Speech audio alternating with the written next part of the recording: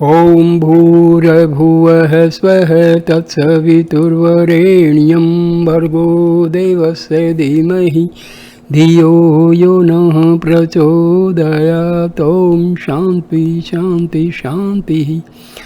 Namaste my dear friends. This is 14th video on Talks with Ramana Maharishi. I start this video from talk means are adopted for making it to do so. Breath control makes the mind quiescent. The mind must be alert and meditation pursued unremittingly even when it is at peace. Then it sinks into the heart, or the floating body might be loaded with weights and made to sink. So also association with the wise will make the mind sink into the heart. Such association is both mental and physical. The extremely visible being of the Guru pushes the mind inward. He is also in the heart of the seeker, and so he draws the latter's inward bent mind into the heart. This question is asked only when the man begins to meditate and finds it difficult. Let him practice breath control just a little and the mind will be purified. It does not now sink into the heart because the latent tendencies stand as obstacles. They are removed by breath control or association with the wise. In fact, the mind is always in the heart, but it is restive and moves about on account of latent tendencies. When the tendencies are made ineffective, it will be restful and at peace. By breath control, the mind will be only temporarily quiescent because the tendencies are still there. If the mind is transformed into the self, it will no longer give trouble. That is done by meditation. Talk 224. A disciple asked how he could recognize his own natural primal condition. Maharishi: absolute freedom from the thoughts is the state conducive to such recognition. From the attendance notes. Talk number 225. When Sri Bhagwan and Rangaswami, an attendant, were on the rocks, Bhagwan noticed someone in the ashramam rocking in a rocking chair and remarked to the attendant, Shiva made all over his own possessions to Vishnu and wandered away in the forest and wilderness and cemeteries and lived on food begged by him. In his view, non-possession is higher in the scale of happiness than possession of things. Devotee: what is that higher happiness? Mercy: to be free from anxieties. Possessions create anxieties such as their safeguarding, their utilization, etc. Non-possession does not bring any anxiety in its train. Therefore, Shiva resigned everything in favor of Vishnu and he himself went away happy. Divestment of possession is the highest happiness. Talk number 226. A visitor from Tirukkuzhur asked if the study of the sacred books will reveal the truth. Mercy: that will not suffice. Devotee: why not? Mercy: Samadhi alone can reveal it. Thoughts cast a veil over reality, and so it cannot be clear in states other than Samadhi. Devotee: is there thought in Samadhi or is there not? Mercy: there will only be the feeling I am and no other thoughts. Devotee: is not I am a thought?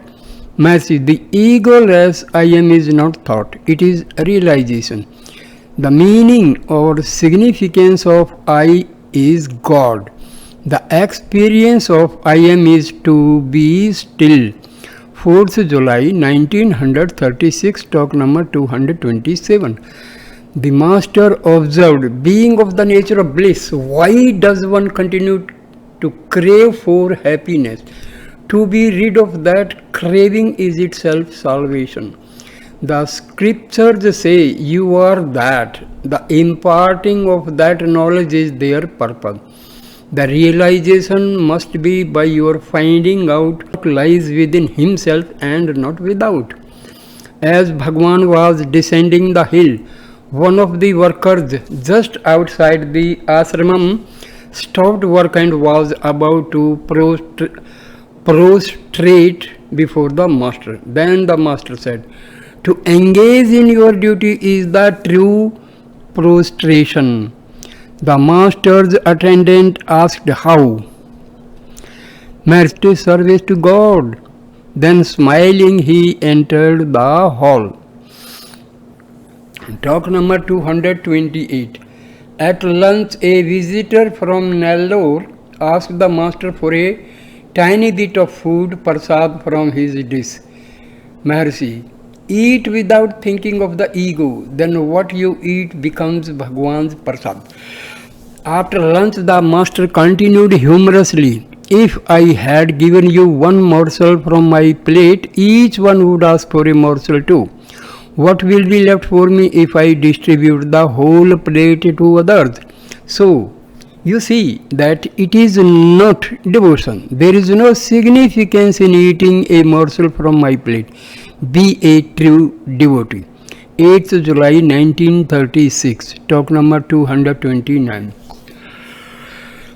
At 8 a.m., the pet squirrel was watching for an opportunity to run out. The master remarked, "All wish to rush out. There is no limit to going out. Happiness lies within and not without." 20th July 1936, talk number 230. A visitor. Can one realize the truth by learning the scriptures and study of books? Maharishi, no. So long as predispositions remain latent in the mind, realization cannot be achieved. Shastra learning is itself a vasana. Realization is only in samadhi. Talk 231. A visitor asked, "What is mauna?" Silence. Maharishi, mauna is not closing the mouth, it is eternal speech. Devotee, I do not understand. Maharishi, Maharishi, that state which transcends speech and thought is mauna. Devotee, how to achieve it? Maharishi, hold some concept firmly and trace it back. By such concentration, silence results. When practice becomes natural, it will end in silence. Meditation without mental activity is silence. Subjugation of the mind is meditation. Deep meditation is eternal speech. Devotee, how will worldly transaction go on if one observes silence? Mercy, when women walk with water pots on their heads and chat with their companions, they remain very careful. Their thoughts concentrated on the loads on their heads. Similarly, when a sage engages in activities, these do not disturb him because his mind abides in Brahma. Talk number 232. The master said on another occasion, "Only the sage is a true devotee." Talk number 233. Devotee, what is the result of Rama Japa, repetition of God Rama's name? Mercy, Ra is a reality, Ma is the mind. Their union is the fruit of Rama Japa. Utterance of words is not enough. The elimination of thoughts is wisdom. It is the absolute existence. Talk number 234.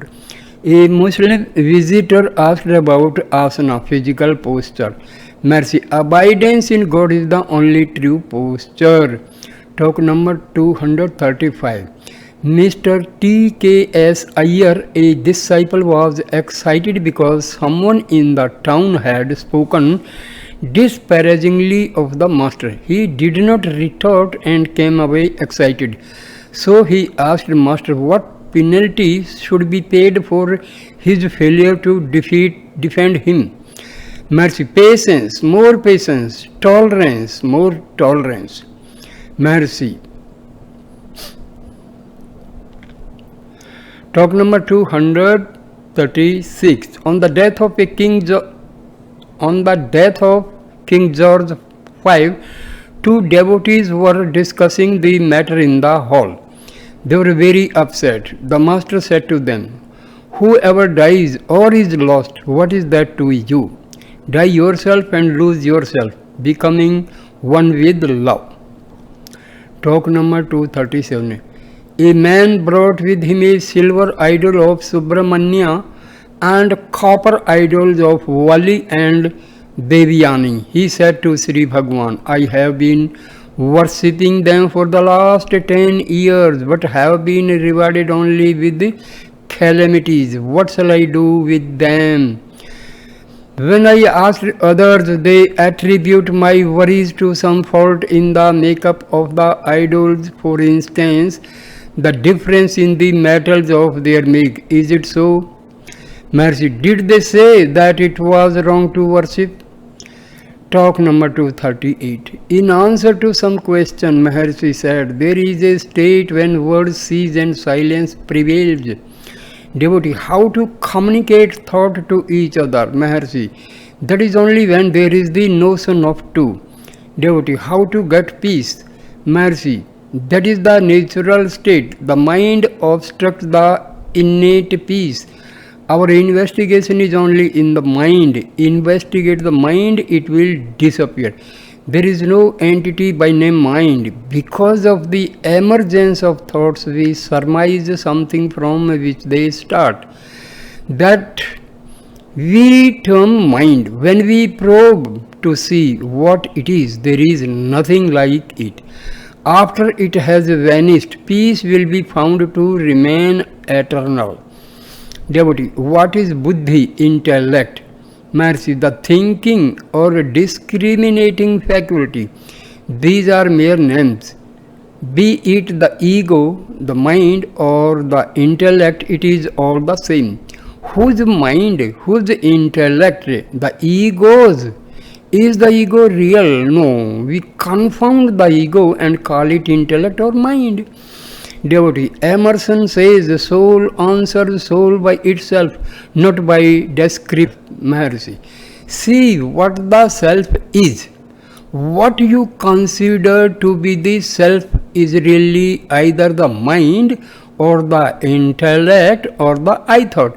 The other thoughts arise only after the I thought. So hold on to it. The others will vanish, leaving the self as the residuum. Devotee, the difficulty lies in reaching it. Mercy, there is no reaching it at all because it is eternal, here and now. If the self were to be gained anew, it would not be permanent. Devotee, how to obtain equanimity or peace or equilibrium of mind? What is the best way? Mercy, I have already answered it. Investigate the mind. It is eliminated and remain over. Let your standpoint become that of wisdom, then the world will be found to be God.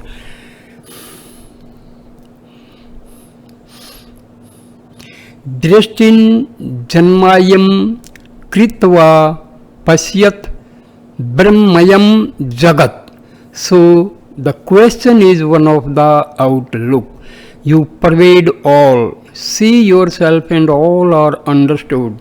But you have now lost hold of yourself and go about doubting other things. Devotee, how to know the self? Mercy, are there two eyes? How do you know your own existence? Do you see yourself with these eyes? Question yourself. How does this question arise? Do I remain to ask it or not? Can I find myself as in a mirror? Because your outlook has been outward bent, it has lost sight of the self, and your vision is external. The self is not found in external objects. Turn your look within and plunge down. You will be the self. Devotee, is discovery of the self dependent on the observance of caste rules, or should we flout them? Mercy, not in the beginning. Observe them to start with. Caste rules serve as a check on the vagaries of the mind. Will the mind find itself? The mind cannot seek the mind. You have ignored what is real and are holding on to the mind which is unreal and also trying to find what it is. Was there mind in your sleep? It was not. It is now here. It is therefore impermanent. Can the mind be found by you? The mind is not you. You think you are the mind and therefore ask me how it is checked. If it is there, it can be checked, but it is not. Understand this truth by search. Search for unreality is fruitless. Therefore, seek the reality. That is the self. That is the way to rule over the mind. There is only one thing real. Devotee, what is the one real thing? Mercy, that is what is. The others are only appearances. Diversity is not its nature. We are reading the printed characters on paper but ignore the paper which is the background. Similarly, you are taken up by the manifestations of the mind and any new appearances are bound to disappear. Anything created will certainly be destroyed. The eternal is not born nor does it die. We are now confounding appearances with reality. Appearance carries its end in itself.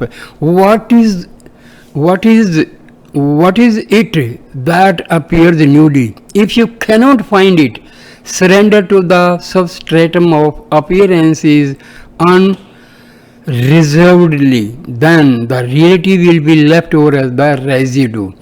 Devotee, what happens to the man after death? Mercy, engage yourself in the living present. The future will take care of itself. Do not worry about the future. The state before creation and the process of creation are dealt within the scriptures in order that you may know the present. Because you say you are born, therefore they say yes, and at that God came as you were in sleep. You are not different from that one in sleep. But why should there be difference in the feelings or experiences of the two states? Did you ask while asleep the question regarding your birth, or where do I go after death? Why think of all these now in the wakeful state? Let what is born think of its birth and the remedy, its cause and ultimate result. What is birth? Is it of the I thought or of the body? Is I separate from the body or identical with it? How did this I thought arise? Is the I thought your nature or is anything else of your nature? Devotee, who is to ask these questions? Maharishi, exactly, that is it. There is no end to it all. Devotee, are we then to keep quiet? Maharishi, doubts cease to afflict when the confusion moha is surpassed. Devotee, your statements amount to cessation of vichara, investigation. Maharishi, if Atam vichara, self-investigation ceases, loka vichara, world investigation takes its place. Laughter in the hall. Engage in self-investigation, then the non-self will disappear. The self will be left over. This is self-investigation of the self. The one word self is equivalent to the mind, body, man, individual, the supreme and all else. Talk 239. Mr. M. Friedman. One imagines things and enjoys them by strength of imagination. Such creations are possible to Brahma, the creator. Can the same statement apply to his creature, man? Mercy, this is also your thought. Devotee, Krishnamurti says that man should find out the I, then I dissolves away being only a bundle of circumstances. There is nothing behind the I. His teaching seems to be very much like Buddha's. Mercy, yes, beyond expression. Talks with Sri Ramanam Maharshi. Talks with Sri Ramanam Maharshi, Volume 2, 23rd August 1936, talk number 240. Devotee, the world is materialistic. What is the remedy for it? Maharshi, materialistic or spiritual, it is according to your outlook. Drishtim jnanamayam kritva brahmamayam pasyate jagat. Make your outlook right. The Creator knows how to take care of His creation. Devotee, what is the best thing to do for ensuring the future? Mercy, take care of the present. The future will take care of itself. Devotee, the future is the result of the present. So, what should I do to make it good, or should I keep still? Maharshi, whose is the doubt? Who is it that wants a course of action? Find the doubter. If you hold the doubter, the doubts will disappear. Having lost hold of the self, the thoughts afflict you. The world is seen, doubts arise, also anxiety for the future. Hold fast to the self, these will disappear. Devotee, how to do it? Maharshi, this question is relevant to matters of non-self, but not to the self. Do you doubt the existence of your own self? Devotee, no, but still I want to know how the self could be realized. Is there any method leading to it? Maharshi, make effort. Just as water is got by boring a well, so also you realize the self by investigation. Devotee, yes, but some find water readily and others with difficulty. Maharshi, but you already see the moisture on the surface. You are hazily aware of the self, pursue it. When the effort ceases, the self shines forth. Devotee, how to train the mind to look within? Maharshi, by practice, the mind is the intelligent phase leading to its own destruction for self to manifest. Devotee, how to destroy the mind? Maharshi, water cannot be made by dry water. Seek the self, the mind will be destroyed. 29th August 1936, talk number 241. Devotee, how to avoid misery? Maharshi, has misery a shape? Misery is only unwanted thought. The mind is not strong enough to resist it. Devotee, how to gain such strength of mind? Maharshi, by worship of God. Devotee, meditation of the God of immanence is hard to understand. Maharshi, leave God alone, hold yourself. Devotee, how to do japa, repetition of mantras? Maharshi, it is of two kinds, gross and subtle. The latter is meditation on it, and it gives strength to the mind. But the mind does not get steady for meditation. Maharshi, it is due to lack of strength. Devotee, Sandhya is usually done mechanically. Similarly, other religious duty. Is it useful? Is it not better to do japa, etc., knowing their meanings? Maharshi, Talk number 242. A Gujarati gentleman asked Sri Bhagwan, they say that choice is offered to us to enjoy merits or demerits after our death. Their succession will be according to our choice. Is it so? Maharshi, why raise these questions relating to events after death? Why ask, was I born? Am I reaping fruits of my past karma, and so on? They will not be raised some time hence when you fall asleep. Why? Are you now different from the one in sleep? You are not. Why do these questions arise now and not in sleep? Find out. Talk number 243. A middle-aged, weak-looking man came with a walking stick in his hand, placed it before Bhagwan, bowed low and sat near Maharshi. He got up and with great humility offered the stick to Bhagwan, saying that it was sandalwood. Sri Bhagwan told him to keep it for himself because nothing of Bhagwan's can be safeguarded. Being common property but coveted by some, it will be taken away by any visitor with or without Bhagwan's permission. Then the donor may be displeased.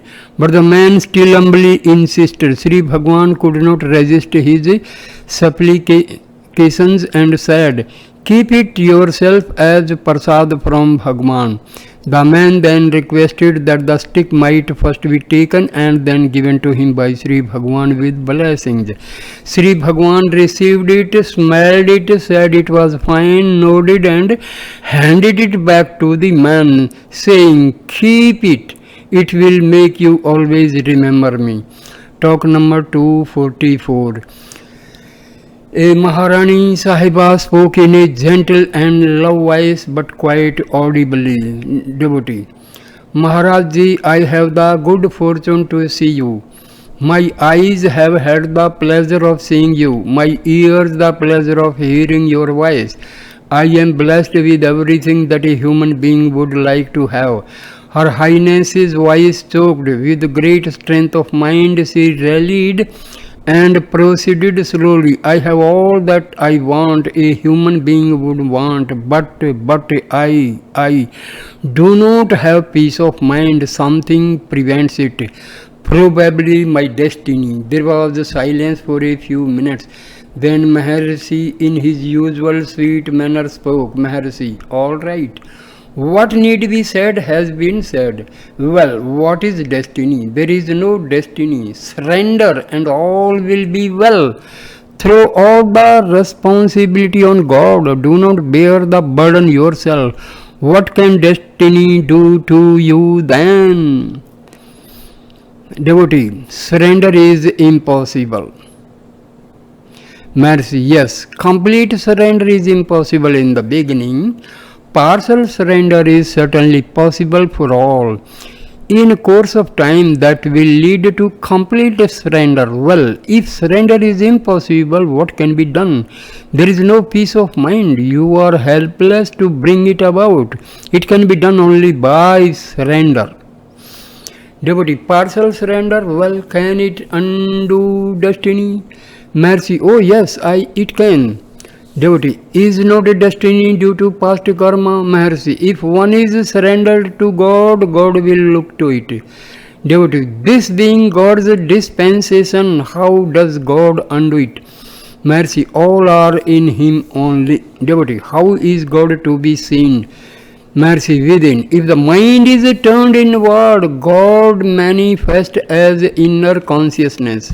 Devotee, God is in all the objects we see around us. They say we should see God in all of them. Maharshi, God is in all and in the seer. Where else can God be seen? He cannot be found outside. He should be felt within. To see the objects, mind is necessary. To conceive God in them is a mental operation. But that is not real. The consciousness within, purged of the mind, is felt as God. Devotee, there are say beautiful colors. It is a pleasure to watch them. We can see God in them. Maharshi, they are all mental conceptions. Devotee, there are more than colors. I mentioned colors only as an example. Maharshi, they are also similarly mental. Devotee, there is the body also, the senses and the mind. The soul makes use of all these foreknowing things. Mercy, the objects or feelings or thoughts are all mental conceptions. The mind rises after the rise of the I thought or the ego. Wherefrom does the ego rise? From the abstract consciousness or pure intelligence? Devotee, is it the soul? Mercy, soul, mind or ego are mere words. These are no entities of the kind. Consciousness is the only truth. Devotee,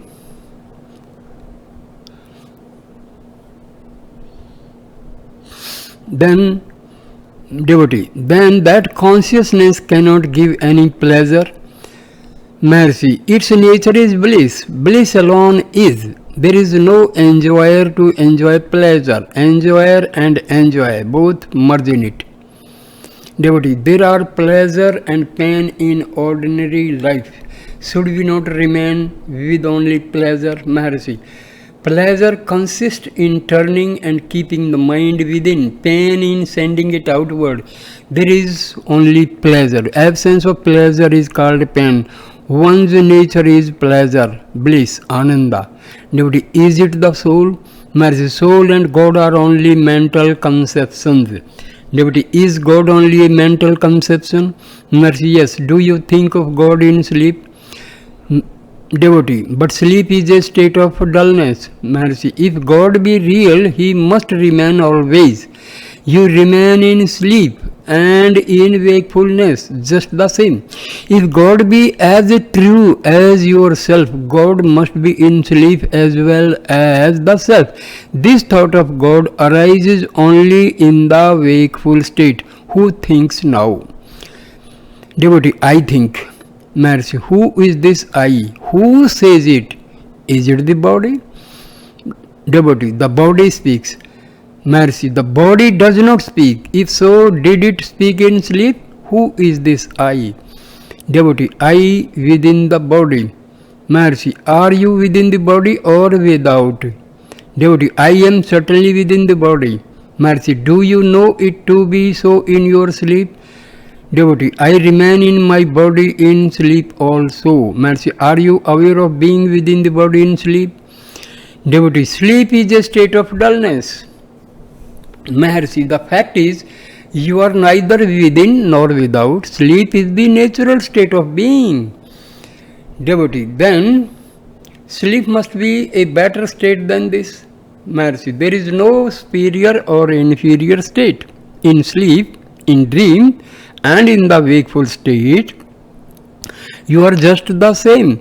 Sleep is a state of happiness. There is no misery. The sense of want, of pain, etc. arises only in the wakeful state. What is the change that has taken place? You are the same in both, but there is difference in happiness. Why? Because the mind has risen now. This mind rises after the I thought. The thought arises from consciousness. If one abides in it, one is always happy.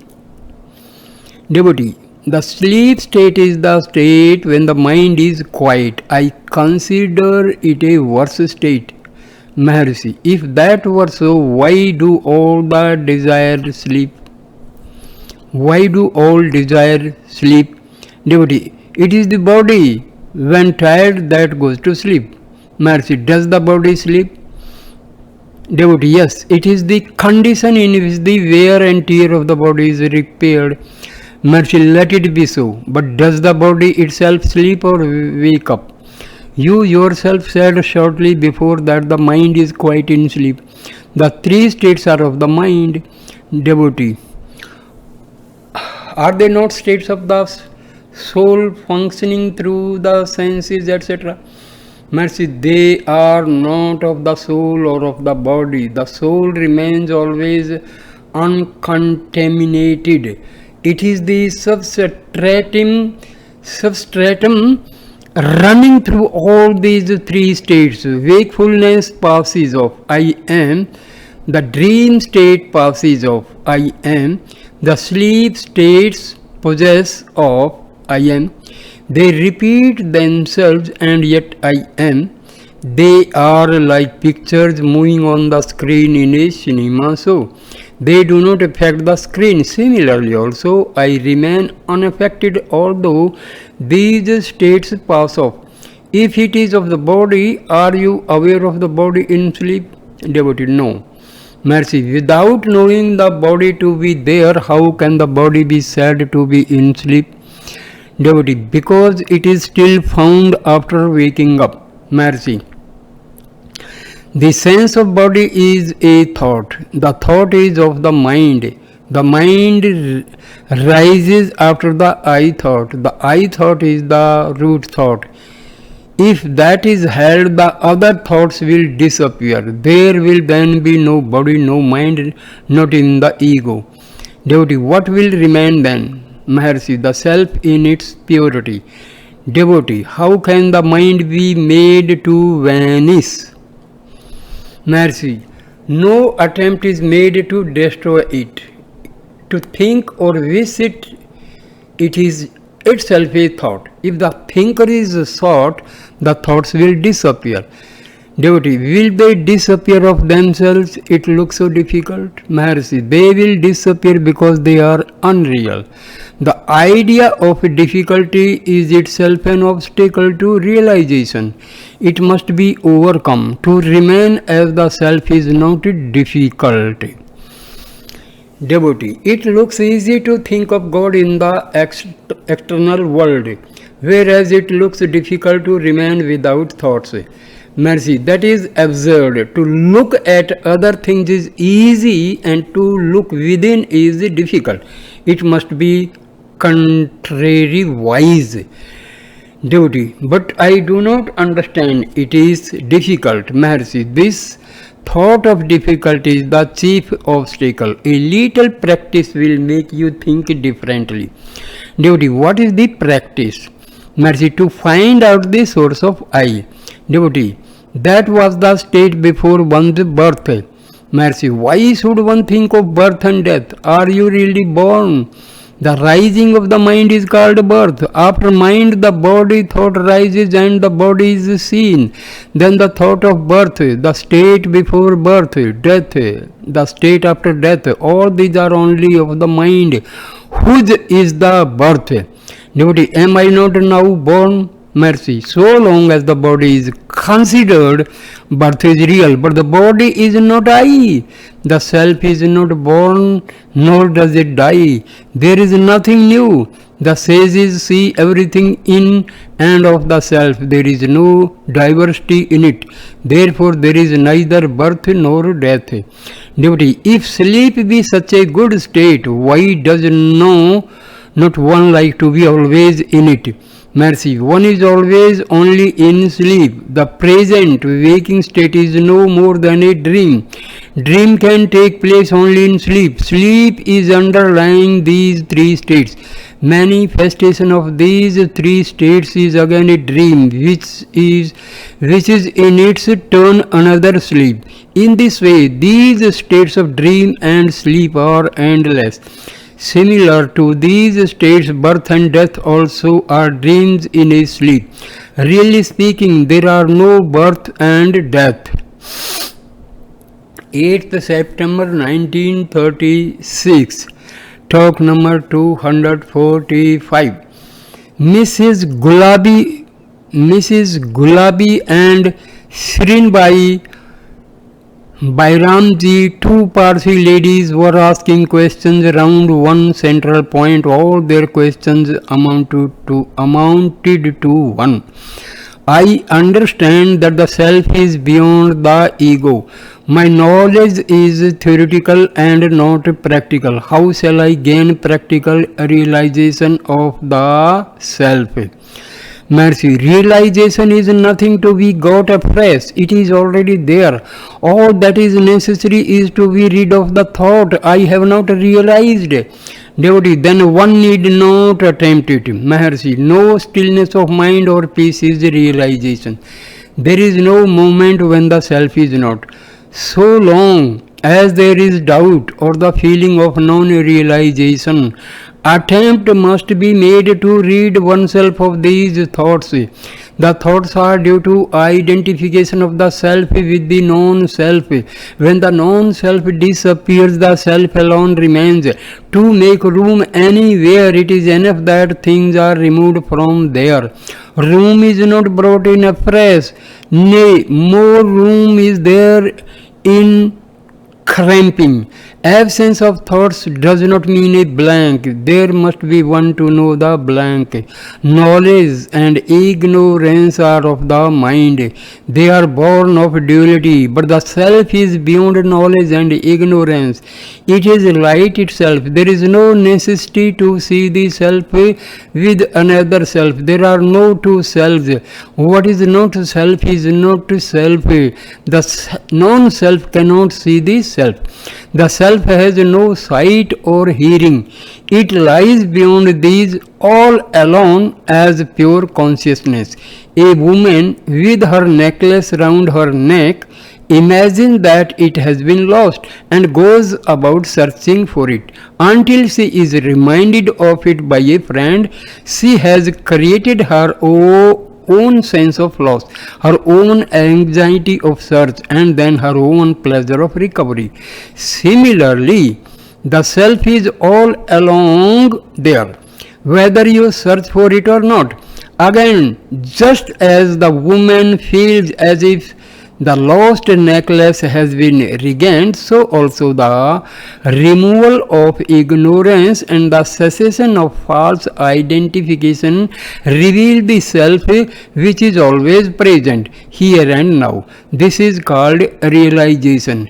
It is not new. It amounts to elimination of ignorance and nothing more. Blankness is the evil result of searching the mind. The mind must be cut off, root and branch. See who the thinker is, who the seeker is. Abide as the thinker, the seeker, all thoughts will disappear. Devotee, then there will be the ego, the thinker. Mercy. That ego is pure ego, purged of thoughts. It is the same as the self. So long as false identification persists, doubts will persist. Questions will arise. There will be no end of them. Doubts will cease only when the non-self is put an end to. That will result in a realization of the self. There will remain no other there to doubt or ask. All these doubts should be solved within oneself. No amount of words will satisfy. Hold the thinker. Only when the thinker is not held do objects appear outside or doubts arise in the mind. Talk number 246. Language is only a medium for communicating one's thoughts to another. It is called in only after thoughts arise. Other thoughts arise after the I thought arises. And I thought is the root of all conversation. When one remains without thinking, one understands another by means of the universal language of silence. Silence is ever speaking. It is a perennial flow of language. It is interrupted by speaking. These words obstruct that mute language. There is electricity flowing in a wire. With resistance to its passage, it glows as a lamp or revolves as a fan. Revolves as a fan. In the wire, it remains as electric energy. Similarly, also, silence is the eternal flow of language obstructed by words. What one fails to know by conversation extending to several years can be known in a trice in silence or in front of silence. For example, Dakshinamurti and his 4 disciples. That is the highest and most effective language. Talk number 247. There arose a doubt. If I consciousness be the same as Nirvikalpa Samadhi or anything interior to it. Sri Bhagwan said that the tiny hole in the heart remains always closed, but it is opened by vichara with the result that I consciousness shines forth. It is the same as Samadhi. Devotee, what is the difference between fainting and sleep? Mercy, sleep is sudden and overpowers the person forcibly. A faint is slower and there is a tingle of resistance kept up. Realization is possible in a faint and impossible in a sleep. Devotee, what is the state just before death? Mercy, when a person gasps for breath, it indicates that the person is unconscious of this body. Another body has been held and the person swings to and fro. While gasping, there is a more violent gasp at intervals, and that indicates the oscillation between the two bodies due to the present attachment not having been completely snapped. I noticed it in the case of my mother and of Palani Swami. Devotee, does the new body involved in that state represent the next reincarnation of the person? Mercy, yes. While gasping, the person is in something like a dream, not aware of the present environment. It must be remembered that Sri Bhagwan had been with his mother from 8 a.m. to 8 p.m. until she passed away. He was all along holding her head with one hand, the other hand placed on her bosom. What does it signify? He himself said later that there was a struggle between himself and his mother until her spirit reached the heart. Evidently, the soul passes through a series of subtle experiences, and Sri Bhagwan's touch generates a current which turns the soul back from its wandering into the heart. The sanskaras, however, persist, and a struggle is kept up between the spiritual force set by his touch and the innate sanskaras until the latter are entirely destroyed and the soul is led into the heart to rest in eternal peace, which is the same as liberation. Its entry into the heart is signified by a peculiar sensation perceptible to the Mahatma, similar to tinkling of a bell. When Maharshi attended on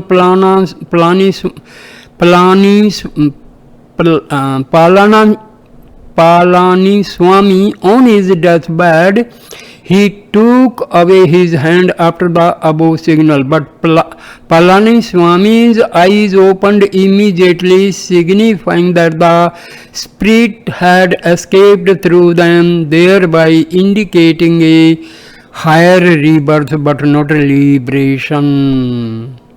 Having once noticed it with Palani Swami, Maharshi continued touching his mother for a few minutes longer, even after the signal of the soul passing into the heart, and thus ensured her liberation. This was confirmed by the look of perfect peace and composure on her features.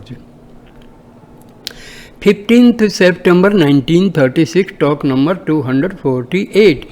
Sri Bhagwan said, the Jnani says, I am the body. The Ajnani says, I am the body.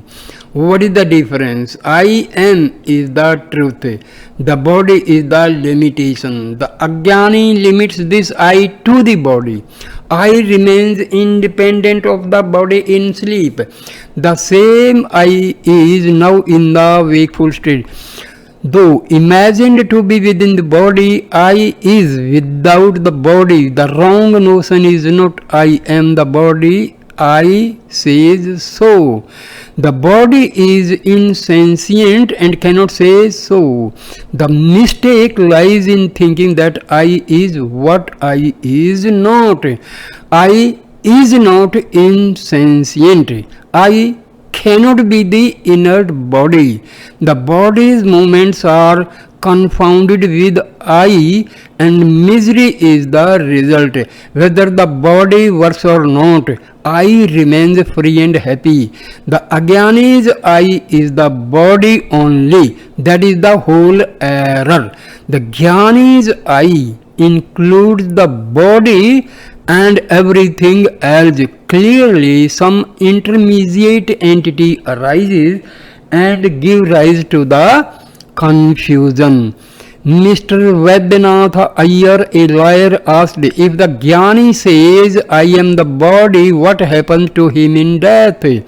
Mercy, he does not identify himself with the body even now. Devotee, but you said just before that the Jnani says, I am the body. Mercy, yes, his I includes the body, for there cannot be anything apart from I for him. If the body falls away, there is no loss for the I remains the same. If the body feels dead, let it raise the question. Being inert, it cannot. I never dies and does not ask the question. Who then dies? Who asks questions? Devotee, for whom are all the Shastras then? They cannot be for the real I. They must be for the unreal I. The real one does not require them. It is strange that the unreal should have so many Shastras for him. Mercy, yes. Quite so. Death is only a thought and nothing more. He who thinks raises troubles.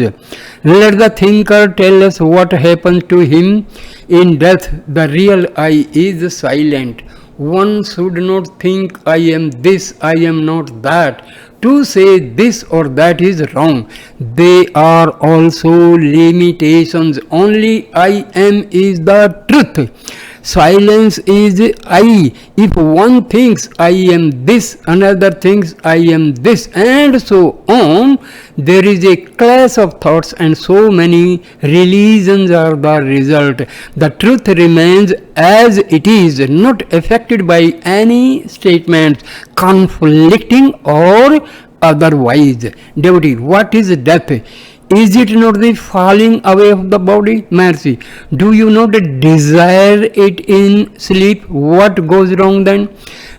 Devotee, but I know I shall wake up. Mercy, yes. Thought again. Where is the preceding thought? I shall wake up. Thoughts rule the life. Freedom from thoughts is one's true nature. Bliss. 24th September 1936, talk number 249. M. Ignorance, ajnana is of two kinds. Maharshi. Ignorance, ajnana is of two kinds. Number one, forgetfulness of the self. Two, obstruction to the knowledge of the self. Aids are meant for eradicating thoughts. These thoughts are the re-manifestations of predispositions remaining in seed form. They give rise to diversity from which all troubles arise. These aids are hearing the truth from the master, Sarvana, etc. The effects of Sarvana may be immediate and the disciple realizes the truth at once. This can happen only for the well-advanced disciple. Otherwise, the disciple feels that he is unable to realize the truth. Even after repeatedly hearing it, what is it due to? What is it due to? Impurities in his mind, ignorance, doubt, and wrong identity are the obstacles to be removed. To remove ignorance completely, he has to hear the truth repeatedly until his knowledge of the subject matter becomes perfect. B. To remove doubts, he must reflect on what he has heard. Ultimately, his knowledge will be free from doubts of any kind.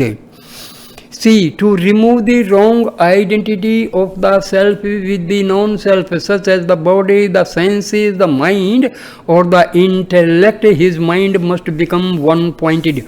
All these things accomplished, the obstacles are at an end and samadhi results, that is, peace reigns. Some say that one should never cease to engage in hearing, reflection, and one-pointedness. These are not fulfilled by reading books, but only by continued practice to keep the mind withdrawn. The aspirant may be Kirtopaska or Akirtopaska. The former is fit to realize the self. Even with the slightest stimulus, only some little doubt stands in his way. It is easily removed if he hears the truth once from the master.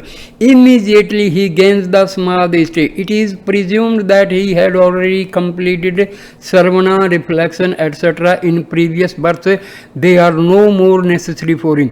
For the other, all these aids are necessary for him. Doubts crop up even after repeated hearing. Therefore, he must not give up aids until he gains the samadhi state.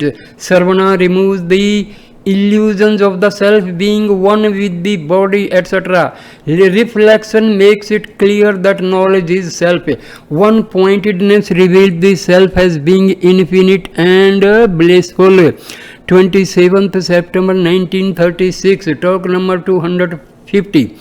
A certain devotee asked Maharshi about some disagreeable statements made by a certain man well known to Maharshi. He said, I permit him to do so. I have permitted him already. Let him do so even more. Let others follow suit. Only let them leave me alone. If because of these reports no one comes to me, I shall consider it a great service done to me.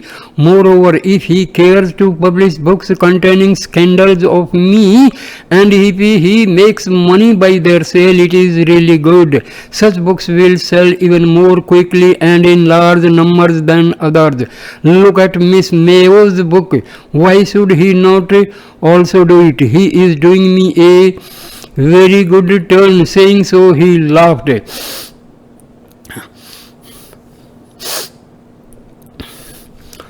29th September 1936. There was again a reference to the same subject when Maharshi was alone. The willy fire seemed to be getting into hot water on account of his inconsiderate action. When it was mentioned, Maharshi seemed to be concerned for the man's safety, and he said with obvious sympathy, even if allowed to have his own way for earning money, the man gets into trouble. If he availed himself of our indulgence and acted sensibly, he could have got on well. But what can we do? Thank you. I end the video here. Thank you for watching and listening this video with patience. Namaskar, dear friends. Thank you so much. Please share, like and comment. Next video number 15 will start with talk number 251. Thanks a lot. Namaskar.